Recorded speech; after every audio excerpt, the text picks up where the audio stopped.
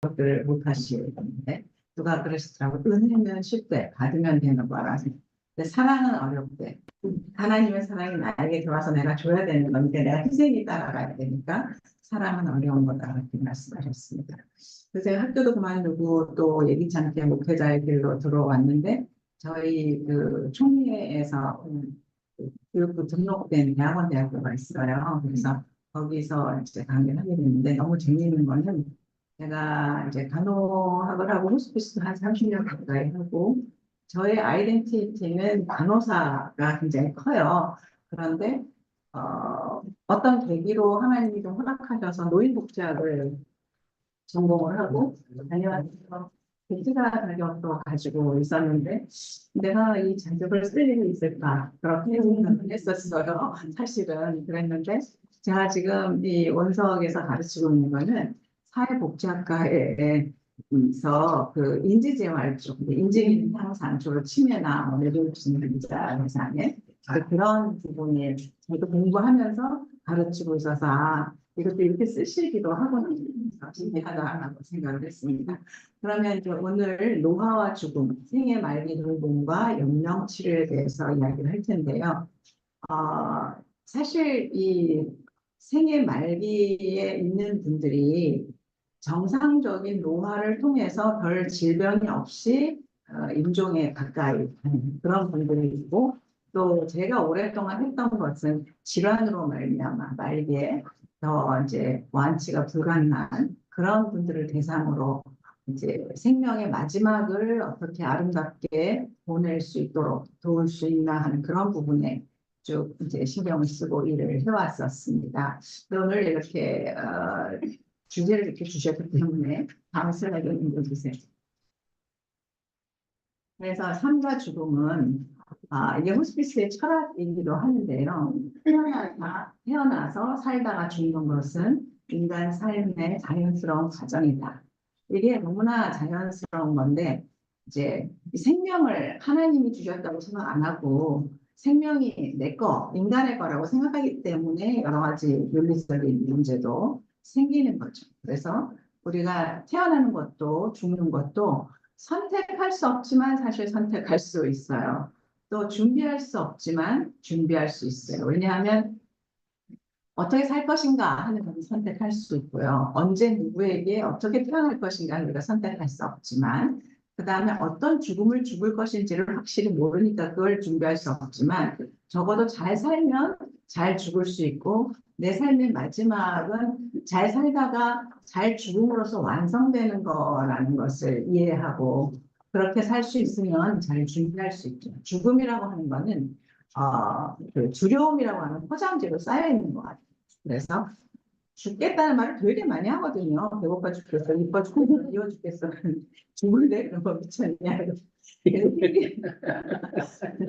성경 히브리서에도 원수들이 죽음이라는 걸 가지고 우리를 이제 두렵게 하면서 이제 그 협박한다는 그렇게 이제 미혹한다, 공격한다 이런 뜻의 말씀이 있습니다. 그런데 그 죽음을 이기신 분이 예수님이시죠. 다음 슬라이드 주세요.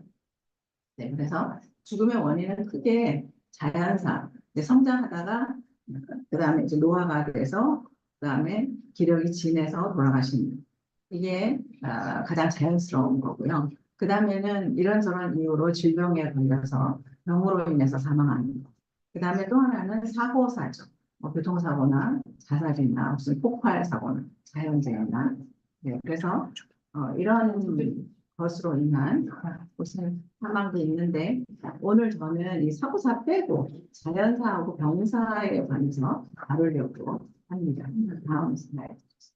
네, 자연사는 이제 노화가 관계되는데 시간이 흐름에 따라 유기체 세포 조직 또 전체에 일어나는 정질적 변화라고 정의하기도 하는데요. 이게 1차적 그런 노화를 말하는 거죠. 그래서 태어나서 이 변화가 일어나는데 이게 긍정적으로 좋아지고 커지고 하는 건 성장이라고 하고 일정 시점이 지나서 완전히 성장하고 난 다음에는 이제는 서서히 이제 줄어드는 이거를 노화라고 하죠. 그래서 뇌 세포 같은 것도 한 40대면 하루에 수만 개, 3만 개씩 없어서 줄어들고 심장도 크기는 그대로 있지만 이렇게 그 펌핑하는 그런 기능이 좀 떨어지고 전체적으로 몸의 모든 올게의 기능이 그렇게 되는데 이 노화는 개인차가 굉장히 커요.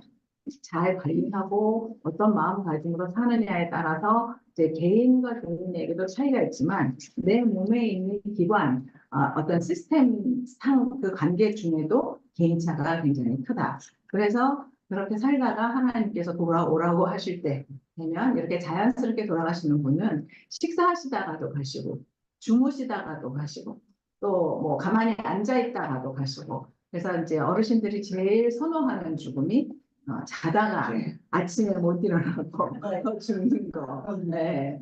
그래서 실제로 이렇게 돌아가시는 분들이 있어요. 그래서 건강하게 살다가 노화로 인해서 돌아가시는 것이 사실 어떻게 보면 나이 드신 분들의 워너비죠. 죽음에 대한 거. 다음 슬라이드 주세요. 그런데 노인의 죽음은 사실 이렇게 자연스러운 건데요. 우리가 그 부모님이 돌아가신 집에 상가집에 가서 뭐 한 80 몇 살, 90살, 100살 이런 분들이 돌아가셨을 때 호상이라고 이렇게 얘기를 해요. 근데 듣는 가족은 80대 자녀도 목사님, 나 이제 고아됐어요. 그래서 참 그 호상이라는 말을 하는 것이 좀 어렵다. 근데 이제 제일 돌아가셔야 되는데 좋은 죽음은 사실 웰다이나 웰빙 잘 살아야 제일 죽거든요. 그래서 평상시에 어떤 마음가짐으로 세계를 이게 이렇게 이제 자연사를 얘기하려면 상당히 철학적이고 종교적이고 영적인 부분으로 들어가야 되는 거죠. 그래서 하나님이 만들어 주신 대로 자기의 기능을 잘 하고 그렇게 아름답게 살다가 때가 돼서 무대에서 잘 퇴장을 적절하게 하는 걸 아름다운 죽음이라고 하는 거죠. 그래서 이제 많은 분들이 노인이 바라는 장례 문화나 그 절차는 어떤 것이 있을까? 이분들은 어떻게 이해하고 있을까를 질적인 연구를 한 것들이 덜어 있어요. 그래서 어떤 뭐 그 동네에 가지고 오래된 동네에 가서 한 달, 뭐 몇 달 살면서 이제 이렇게 얘기를 하고 그래서 그런 결과들을 보면은요. 나이가 들수록 죽음에 대한 불안 정도가 낮아진대. 한 60대까지는 이제 높다가 그다음부터 내려가는 누가 그러시더라고. 은혜는 쉽대 받으면 되는 거라. 근데 사랑은 어렵대. 하나님의 사랑이 나에게 들어와서 내가 줘야 되는 건데 내가 희생이 따라가야 되니까. 네. 그래서 이제 스스로 정리하고 마음으로 정리하고 이제 그런 경우가 많다는 거죠. 물론 그분의 인생이나 종교나 그런 거에 대한 세계관에 따라서 이제 준비하는 것이 다르긴 하지만 요거는 조금 좀 제가 오래전에 본 영화가 하나 있는데요. 거기가 그런 내용이었어요. 어떤 분이 맏며느리인데 이제 좀 가장 이렇게 형편이 넉넉하지 않은 가정에서 이제 형제들을 다 이렇게 키우고 그 다음에 이제 집안의 여러 가지 것들을 하면서 남편이 일찍 돌아가셔서 그냥 인간적으로 보기엔 너무나 고생만 하다가 가신 것 같은데 이분이 이제 그 죽음에 맞이해서 임종이 다 돼가지고 그 딸한테 얘기를 한 세상은 잘 살다가 간다. 이렇게 말씀하시는 게 마지막 장면이었어요. 얼른 보면 되게 고생한 것 같은데 이분은 맏며느리로서의 자기의 사명을 다 감당하고 그다음 다음 며느리한테 그 집안을 이제 물려주고 가는 그거를 보면서 제가 느낀 게 이거는 조금 사담인데 가문을 이어가는 건 남자가 아니고 여자구나. 그래서 며느리가 들어와서 이제 그 모든 대소사를 뒤에서 뒷바라지를 하면서 다음 며느리에게 그 가문을 또 자녀도 낳고 넘겨주는구나 하고 생각했던 적이 있습니다. 그러면 우리가 전반적으로 품위를 지키면서 평안한 죽음을 맞도록 어떻게 도울 수 있을까 하는 문제가 생기죠. 그래서 이제 죽음 준비 교육은 사실은 유치원 때부터 하면 좋은데 우리나라는 아직 그렇지는 않아서 뭐 어떤 단체 이런 데서 조금씩 하고 있는 상황이고요. 그 다음에 현재를 잘 살 수 있도록 돕는 그 건강한 마음가짐으로 건강한 영혼력으로 이해하고 또 사랑하고 상대방을 용서하고 배려하면서 살 수 있도록 그렇게 할 때 오히려 기쁨이라는 그 엔돌핀이 나와서 이제 건강하게 살면 잘 돌아가세요. 어떤 호스피스 병동에서 이제 다행실인데요. 그 간호사가 다른 환자를 이렇게 보고 있었어요. 그런데 갑자기 저쪽 할아버지 환자가 간호사! 그러더니 왜? 그랬더니 나 간다! 그래서 내가 그러니까 인간이 병고이나 근데 이 스피드 케어를 잘 받은 사람은요 돌아가실 때도 막 힘들게 안 돌아가세요. 사실은 이렇게 잘 편안하게 돌아가시는데 어쨌든 그래서 오늘을 잘 살 수 있도록 노년기가 될 수 있도록 되도록 그 육체적인 어떤 욕망보다는 영적인 것에 더 이제 조금 관심을 두고 삶을 마무리하고 통합할 수 있도록 그렇게 돕는 교육 또는 그런 무브먼트가 사회적으로 일어나면 바람직한 것이다 싶습니다. 다음 슬라이드 주세요. 근데 이게 재밌는 게요. 우리나라에서는 노인복지법에서는 65세 했잖아요. 근로기준법에서는 55세예요. 미국은 64세까지 올더스, 74세는 엘더, 84세까지는 에이지드, 85세 이상이면 베리 올드 이렇게 구분을 했더라고요. 유엔에서는 17세까지 미성년자고요. 65세까지 청년이에요. 79세까지 중년이고요. 99세까지 노년, 100세 이상 장수노인. 그러니까 오늘 여기 우리 모임에서는 중년과 노년만 계십니다. 네, 아니요. 청년과 중년. 네, 청년과 중년이 계시고요. 노년은 없습니다. 그래서 이게 이제 세월이 바뀌면서 평균 수명이 또 늘어나고 하다 보니까 이렇게 이제 이런 변화가 좀 있더라고요. 오늘 잘했습니다. 그래서 맞습니다. 그래서 청년이라니까.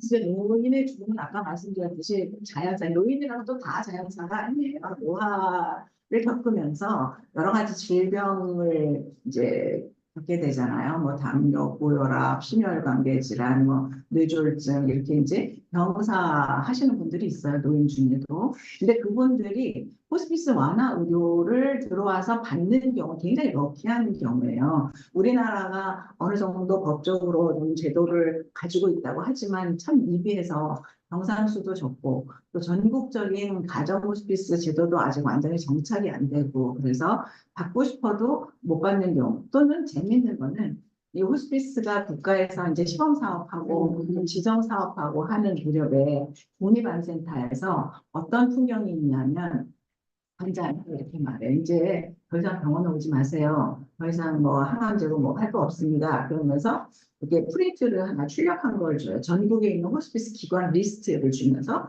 당신 집에서 가까운 곳으로 마음에 드는 곳으로 가서 호스피스 완화 의료 받으세요. 그렇게 줘요. 그러면 여러분들 같으면 어떻게 하겠어요? 금방 갈까? 갈까요?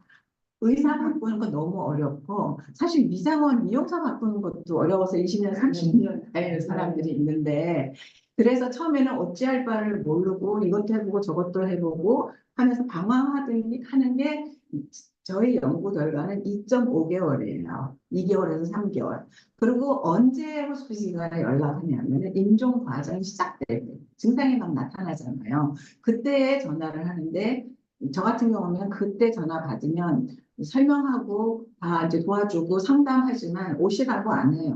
왜냐하면 임종 과정에 이미 들어가면 장소를 옮기는 환자한테 불리하기 때문에 집에 있으면 집에서 이제 병원에 있으면 1인실로 옮기죠. 임종실로. 그럼 중환자실에 있으면 거기서. 근데 병실에 있는 환자를 중환자실로 옮기지는 않아요. 근데 이 기간이 너무 짧아가지고요. 그때 오면은. 그래서 한참 이게 이제 그 연명의료 법이 생기고 이런 상황에도 이제 변화가 그 전에 이 법이 생기기 전에는 제가 가정 호스피스를 할 때에 평균 호스피스에서 머무는 기간이 한 3개월 정도 돼요. 그러면 그동안에 울고 웃고 자기 문제 나오고 그거 해결하고 하면서 이제 평안한 죽음으로 가는데 이게 사람이 새로운 타임, 새로운 사람과 라포를 형성하려면 어느 정도 에너지가 있어야 되는데 여명이 1개월 이상은 남아 있어야 그게 가능하고요. 1개월 이내면 점점 에너지가 떨어지고 자기한테 정말 꼭 해야 되는 의미가 있는 경우가 아니면 안 보려고 그래요, 사람을. 그래서 너무 임종에 가까이 호스피스에 등록을 하게 되면 가족을 잘 도와줄 수 있지만 환자하고는 rapport 형성이 어려워서 심한 경우는 3일, 일주일 이러다가 지금은 그래도 한 2주에서 3주로 그 기간이 늘어났다는 얘기를 최근에 들었거든요. 그래서 적당한 시점에 사실은 완화 의료에 연결이 돼서 이게 케어를 받으면 삶을 잘 마무리하고 또 용서도 하고 화해도 하고 그렇게 의미 있게 떠나실 수가 있는데 이제 그 비율이 이렇게 많지 않다는 게 안타까운 거고요. 노인이 질병에 걸렸으면 주로 이제 어디를 가시냐면 이게 만성질환은 급성기 병원에 오래 있을 수가 없으니까 요양병원으로 가세요. 그런데 요양병원의 상황이 요양병원도 이제 종류가 좀 다양하지만 여기서 그렇게 말기에 돌아가시는 분을 잘 케어할 수 있는 상황이냐 아니에요. 거의 모든 요양병원이 호스피스 케어를 한다고 써놔요. 그리고 실제로 물어보면 한다고 해요. 근데 들어가 보면 직원들이 교육도 안 받았고 또 그런 마인드가 있는 의사도 없고 또 물론 우리 저기 선생님도 이제 요양병원에 계시지만은 그래서 정말 어려워. 눈으로 보고 제가 저거 아닌데 하면서도 손을 쓸 수가 없는. 다만 이제 제가 좀 몇 년 근무할 동안에는 1인실에 있는 환자 그리고 환자와 가족이 이제 버발로 그러니까는 말로 동의를 한 경우에는 개인적으로 제가 하스피스 케어를 할 수가 있었고요. 그리고 특별히 안 해야 되는 안 하고 할 수 있는 것만 하고 또 어떤 경우는 복음도 전할 수 있고 또 그런 경우도 있긴 있었어요. 굉장히 이제 그 기회가 좋았던 거지 모든 경우에 그렇게 할 수 있는 게 아니니까요. 그리고 가족들의 인식도 중요한데 가족들이 이 정도 되면은 호스피스 가야 되겠다라고 인식하는 분들이 드물어요. 예전보다는 많이 낮았지만 더군다나 이제 다음 슬라이드 줘보세요. 제가 그림을 하나 가지고 왔네요. 이거. 이제 그 호스피스 대상자가 지금은 뭐 5개 질병군으로 바뀌었지만 원래부터 암 말기 환자를 대상으로 많이 했던 이유가 예후를 예측하기가 쉽기 때문에 비교적. 그래서 영국에서 그렇게 시작했던 것이고 어떤 의학적인 처치를 하더라도 이제 완치가 안 되고 잔여 수명이 6개월 정도 되는 환자로 예측되는 경우에 호스피스를 했던 거예요, 처음에. 그래서 사실 암도 처음에는 완치 치료가 가능한 경우들이 있잖아요. 그리고 돌아가시지 않고 그냥 생명 연장 치료를 할 수 있는 시기도 있어요. 그런데 어떤 경우는 바로 이제 말기 단계로 들어가서 초록색이 이제 임종 과정이고 사망하시게 되면 사별 관리를 하는데 많은 분들이 사별가족 돌봄을 받는 건 아니에요. 왜냐하면 그 병원 꼴도 보기 싫대. 환자가 돌아가신 그 병원을 쳐다도 보기 싫다고.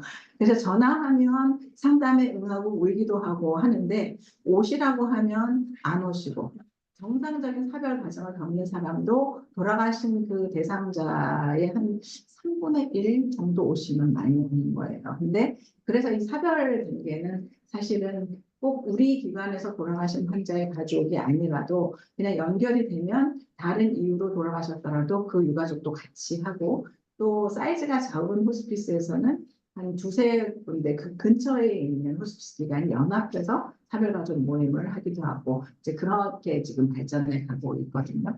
그래서 이제 여기 보시는 것처럼 임종 과정쯤 돼가지고 호스피스에 오면은 환자하고는 rapport 형성이 안 된다고 했잖아요. 근데 요즘에 문제가 또 뭐냐면요.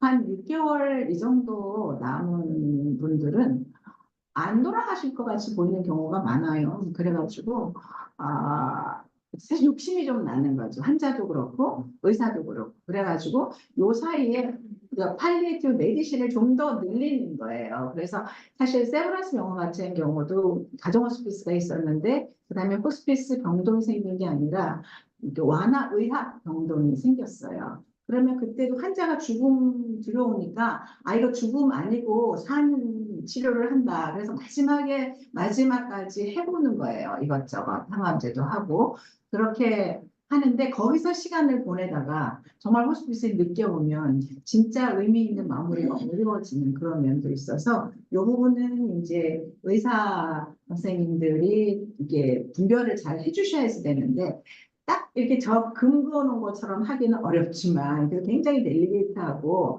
섬세하고 이 의사도 이 부분을 신경을 써야 되는 그런 부분이 돼요. 어제 그제 제가 저기 어디 굉장히 큰 교회던데 만나교회 분당에 거기 하늘나리 호스피스 하러 갔는데 아니다 제가 어떤 강의를 했는데 거기에 정말 그 소아과 의사 선생님 한 분 교수님 오셨더라고요. 그러면서 그걸 물어보시는 거예요. 내가 보면 이 유가족이 전화도 오는데 어떻게 대답해야 될지 모르겠더라 그러면서 얘기를 하세요. 근데 이제 제 경험도 그렇고 현재도 그렇고 아동은 특히나 너무 아쉬워. 아까워. 보내고 싶지 않아. 엄마 마음도 그렇고, 의사 마음도 그렇고, 한 번만 더 해보자. 그래서 정말 그 더 이상 항암 치료 못한다는 시점에 호스피스를 하려고 하면 애는 벌써 죽어요. 그 다음 순간에 보면은 죽어 있어요. 그래서 제가 이제 저희 동대병원에서 일할 때에 그러지 말고 상태가 안 좋은 환자는 입원할 때부터 우리가 같이 인사하고 같이 보자. 호스피스는 아니지만 그냥 라포를 형성을 하고 그다음에 병원 학교 같은 거 하는 것도 좀 도와주고 그렇게 해서 좀 친해지다가 점점점 애가 나빠지면서 이제 호스피스 케어가 들어가는 거죠. 그럼 이미 라포가 형성되어 있기 때문에 환자나 가족하고도 이제 끝까지 잘 갈 수가 있는 이제 그렇게 하는 방향으로 아동 청소년은 지금 이제 그렇게 저희가 그렇게 했고 그 얘기를 했더니 그분이 그게 맞는 것 같다. 자기들도 그렇게 해보려고 한다. 그렇게 말씀을 하셨어요. 그래서 어쨌든지 간에 이 마지막을 어떻게 잘 보낼 수 있게 돕냐 하는 그것이 문제인데 많은 분들이 오해도 많이 하시거든요. 다음 슬라이드 주세요. 이거는 뭐 넘어갈게. 사실은 그 병사에서 호스피스 완화 의료로 오면 좋고요. 대상자가 지금 우리나라에서 이만큼 늘려났다는 거고요. 이게 연명 의료를 중단하고 완화 의료를 하려고 이제 법을 만든 거거든요. 다음 슬라이드 좀 보세요. 네. 그래서 이제 연명 의료 결정 제도라는 게 이름이 길어요. 호스피스 완화 의료 및 임종 과정에 있는 환자의 연명 의료 결정에 관한 법률. 2016년에 제정돼서 2017년에 시행이 됐는데 사실은 우리나라에 그 호스피스 관련 법이 아무것도 없다가 암 환자 관리법의 시행령에서 마지막 한 줄 있던 거를 기반으로 시범 사업을 하고 지원 사업을 하고 그러다가 이제 2016년에 이걸 제정하게 됐던 거거든요. 근데 목적은 참 아름다워요. 이 법은 호스피스 완화 의료와 임종 과정에 있는 환자의 연명 의료와 연명 의료 중단 등 결정 다다다다 하고 그래서 인간으로서의 존엄과 가치를 보호하는 것을 목적으로 한다. 굉장히 아름다운 목적을 명시를 해놨습니다. 다행스럽게도. 다음 슬라이드 주세요.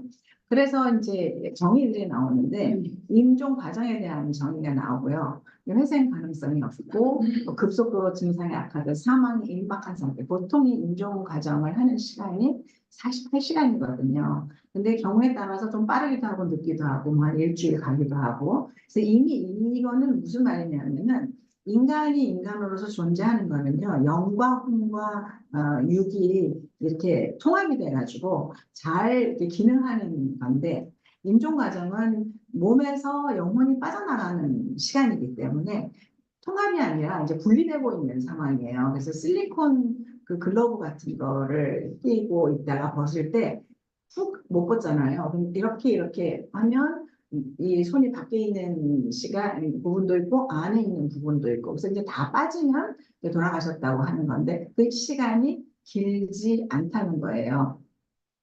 근데 이제 연명의료라고 하는 것은 여기서 뭐 심폐소생술, 혈액주석 등등 해가지고 치료 효과 없이 임종 과정의 기간만을 연장하는 것을 말한다. 여기서는 그 부분만 얘기했는데 실제로는 아까 앞에서 그 도표에서 보여드렸던 것처럼 말기 상태에서도 이런 것들의 일부를 안 하는 것이 도움이 되는데 여기서는 이 법에서는 임종 과정에 한정해서 해놔서 이제 사실 조금 문제가 되는 거예요. 이 법이 생겼던 것이 보라매 병원 사건이랑 뭐 여러 가지 그래서 의사가 이제 그 살인자 그러니까 실제로 잘해주는 거지만 살인의 누명을 쓸 수밖에 없는 상황을 피하고자 이건 아니다. 그래서 여러 가지 갑론을박과 뭐 세미나와 뭔가를 하면서 이 법이 나와서 이 법이 나온 이후로 여기에 맞춰서 이제 연명의료 계획서를 쓴 경우에는 이제 그렇게 의사에게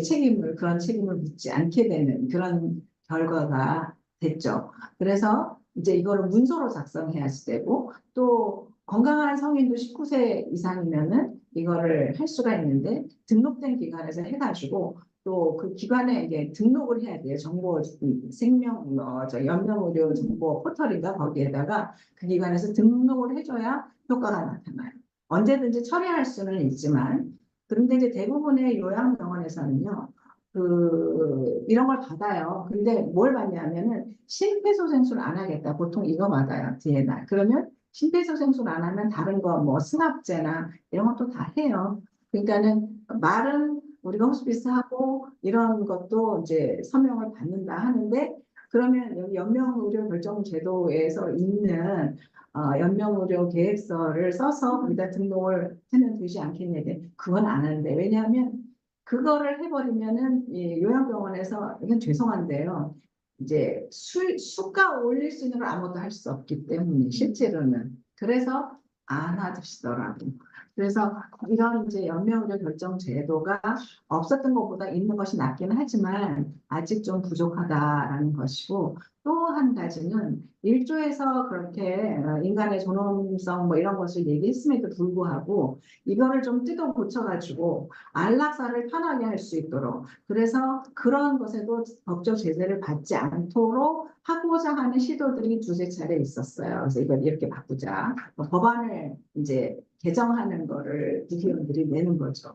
그래서 뭐 호스피스 학회나 협회나 이런 데서 상당히 이제 신경을 쓰면서 그건 아니다. 우리가 원하는 대로 바꿔달라. 바꿀래면 하고서 이제 그렇게 액티비티를 했던 경험이 있습니다. 그다음 주세요. 그래서 이제 오해가 연명 의료를 중단하는 이유는요. 사실 호스피스를 하려고 이제는 더 이상 완치 치료에 반응을 안 하고 몸이 강한 그런 용량의 예를 들면 완치를 위한 용량의 항암제를 하면 그런 세포들이 이제 다 죽으면서 줄어들면서 오히려 생명력이 떨어지기 때문에 적당한 시점에 완치 치료를 중단을 하고 그 다음에 현재 상황이 가장 좋고 가장 적절한 베스트 완화 의료를 호스피스 케어를 하려고 하는데 앞에 거가 연명의료 중단을 가지고 또 시비를 거니까 이거가 환자가 원하면 의사가 이렇게 결정할 수 있다라는 거를 하려고 이 법이 생긴 거거든요. 근데 아직도 많은 의료인조차도 연명의료 중단은 안락사와 같다고 오해하시는 분들이 많아요. 그러니까 아무것도 안 한다라고 생각하는 거예요. 근데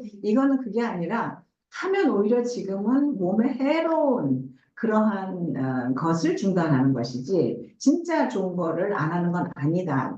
그래서 사실은 아까 앞에 나온 도표에서 말기라고 제가 해놨던 거기서부터 이제 쭉 호스피스 케어를 들어가야 되는데 거기도 완화치료를 해버리기 때문에 시기가 늦어진다고 말씀드렸죠. 그리고 요양병원의 현실도 말씀을 드렸습니다. 그 다음 슬라이드 주시죠. 그래서 이제 이미 외국에서는 완화 의료 제공 단계를 3단계로 레벨을 이렇게 나눠서 이렇게 이제 하고 있어요. 영국도 이게 다 바뀌어서 법적인 그런 용어도 다 바꿔놨거든요. 그러니까 가장 이제 높은 삼각형의 꼭지점에 해당하는 레벨 3, 이거는 이제 우리가 생각하는 호스피스 완화 의료, 전문 완화 의료라고 하고 이거를 중심으로 다른 일반 의료기관과 지역사회에서도 이걸 할 수 있어야 되겠다. 물론 이만큼 아주 그런 인력이나 무슨 세팅 뭐 이런 질적인 그만큼 하는 건 아니지만은 그 상황에 맞추어서 가능한 한 팔리에이티브 케어가 들어갈 수 있도록 해야 되겠다. 그래서 환자가 얼마나 임종에 가깝고 중증도냐, 복잡성이 높으냐, 낮으냐에 따라서 이게 이제 차이가 되는데요. 그래서 2단계는 일반 완화 의료병원이나 모든 의료진이 사실 교육을 그럼 다 받아야 돼. 개념을 알고 있어야 돼. 그래서 자기 세팅에서도 할 수 있는 한, 또 환자와 가족이 원하는 한, 이제 그 방향으로 가주는 거죠. 그리고 이제 1단계는 모든 보건 의료인이 완화 의료적인 접근을 할 수 있어야 됩니다. 적어도 제가 요양병원에서 일하면서 본 거, 적어도 요양병원에서 이게 임종 과정이 시작하네. 이 정도라도 좀 알고 그때 어떻게 해야 되겠다는 거라도 좀 제대로 해주면 훨씬 환자나 가족이 편안할 수 있겠다라고 생각을 했거든요. 그래서 이렇게 조금씩 조금씩, 그러니까 뭐 중환자실에서 할 수 있고, 원래 중환자실은 완화 의료를 하는 데가 아니지만 거기서 임종 과정을 시작하면 한쪽에 컨텐츠라도 가족 면회도 좀 하게 해주고, 이제 그런 뭐 이런 라인 좀 떼고 그렇게도 할 수가 있는 거죠. 일반 병동에서 호스피스를 안 받은 환자라도 사실은 임종 단계가 오면은 1인실로 좀 옮겨가지고 가족들도 좀 보고, 그다음에 이제 급성기적인 그런 전투적인 공격적인 그런 치료를 좀 지향을 하고 그렇게 할 수도 있는 거죠. 제가 이화여대 호스피스 할 때에 동대문병원에서 이제 처음에 이게 호스피스 자리를 안 주는 이유가 돈이 안 되기 때문에 안 주거든요. 이제 일반 병동에서 병실 2개를 이제 겨우 허락을 받아가지고 이쪽에서는 호스피스 케어를 하는 환자들이 있고 이쪽은 일반적인 대처를 하는 경우에. 근데 간호사는 한 스테이션에서 양쪽을 다 보죠. 그 대신 교육은 다 받았어요. 그래서 이거를 가지고 얘기를 했는데 어떤 분이 그 얘기를 했어요. 인종이 너무 다르다는 거예요. 어떻게 다르냐 그랬더니 이쪽에서는 마치 락 뮤직을 들으면서 헤드뱅잉, 머리를 막 돌리는 것처럼 너무 힘들고 바쁘고 그냥 일이 많고 막 정신이 없대. 근데 하스피스 병동에서 임종하는 환자는 너무 조용하게 별 문제 없이 그냥 안녕히 가시더라. 근데 너무 비유를 잘 했다고 생각이 들었어요. 우리가 보통 죽음의 과정을 할 때도 쉽게 가는 과정, 어렵게 가는 과정을 이렇게 설명을 하잖아요. 그래서 이제 이렇게 이제 의료계에서도 이렇게 되면 이제 바람직하다라는 얘기인 거고요. 그 다음 슬라이드 주세요. 네.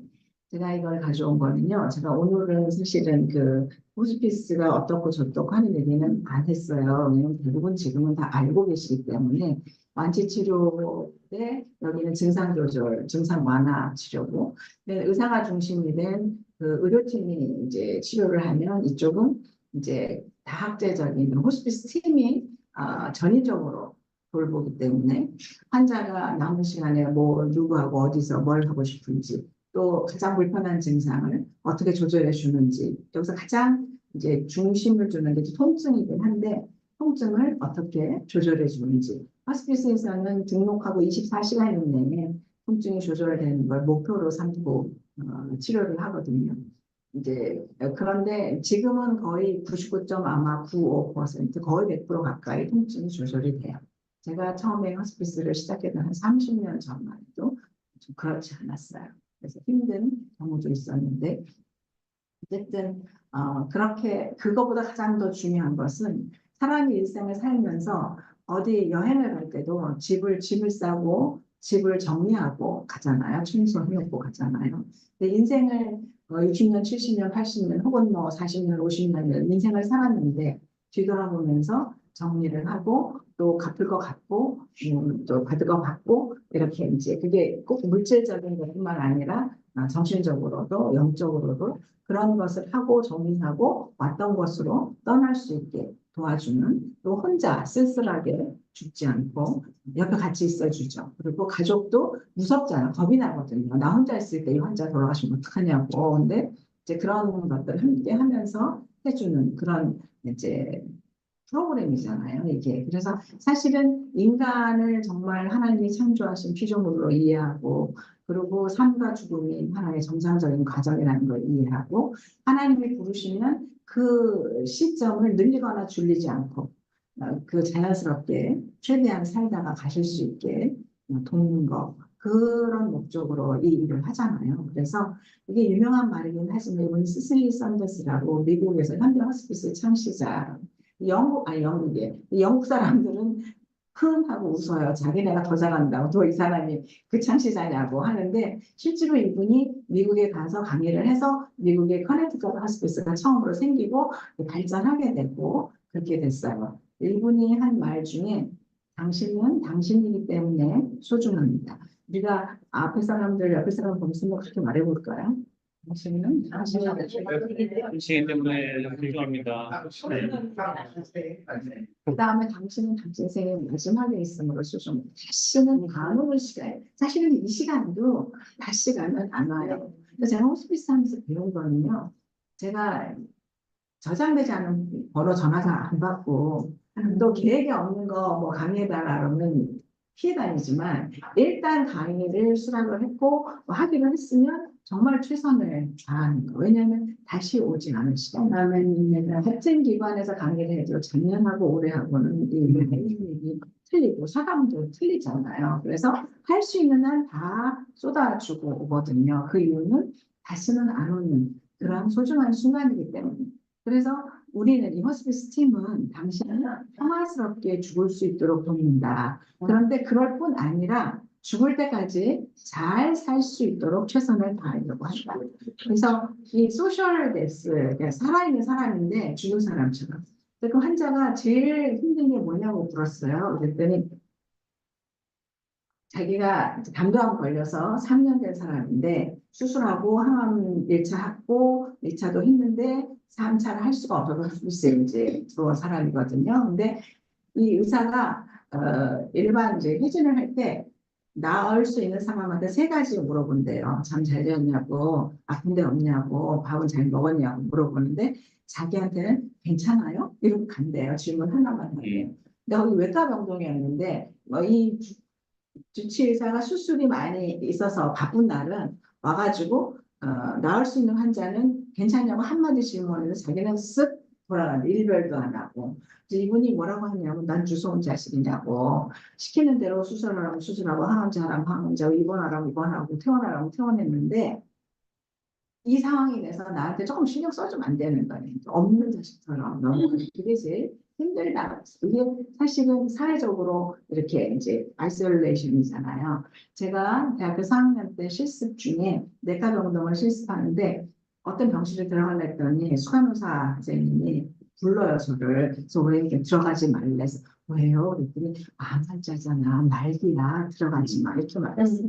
근데 그때 저는 그러면 더 도움이 필요하지 않을까?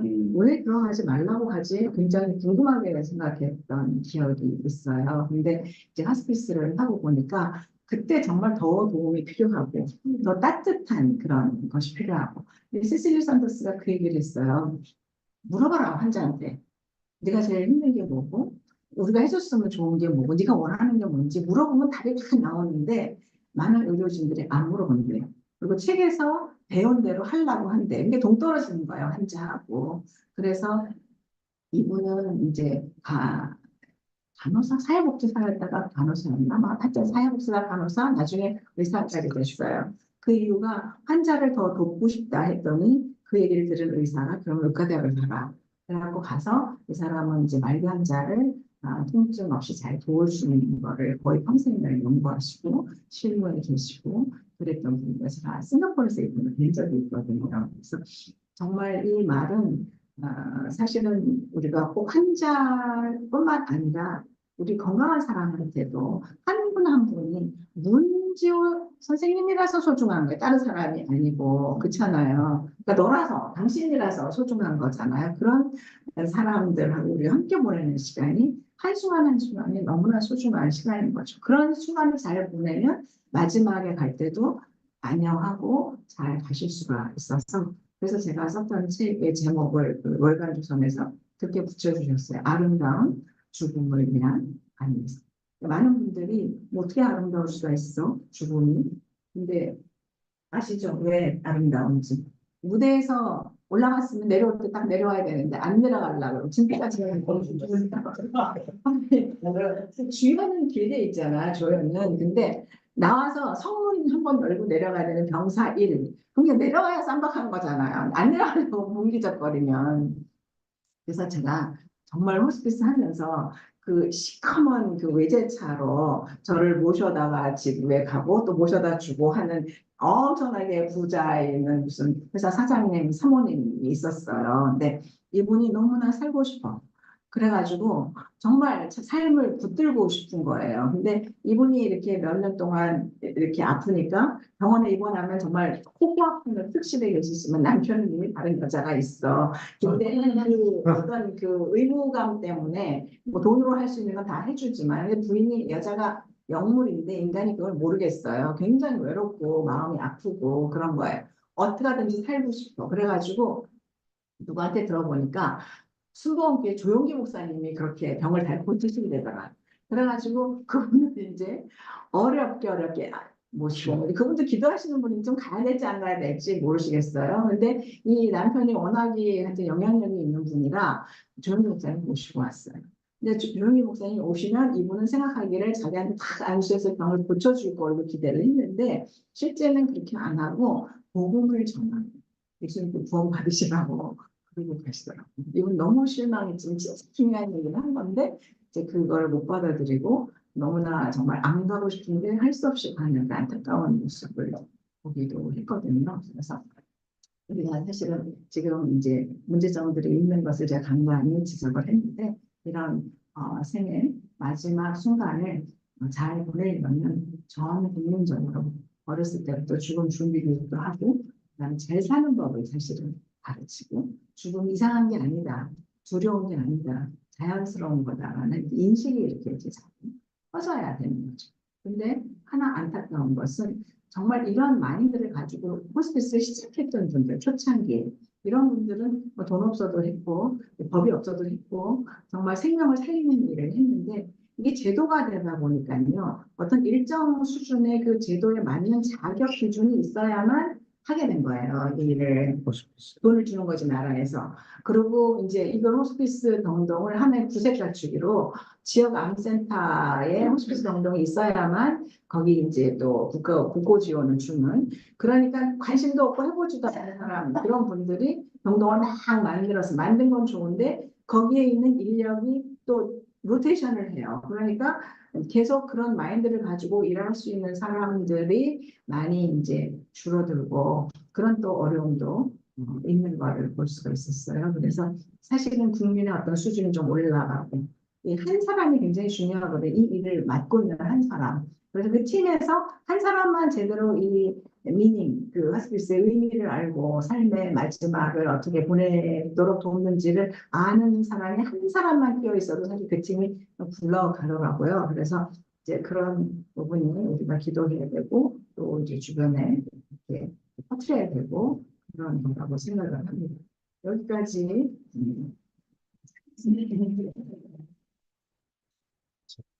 질문.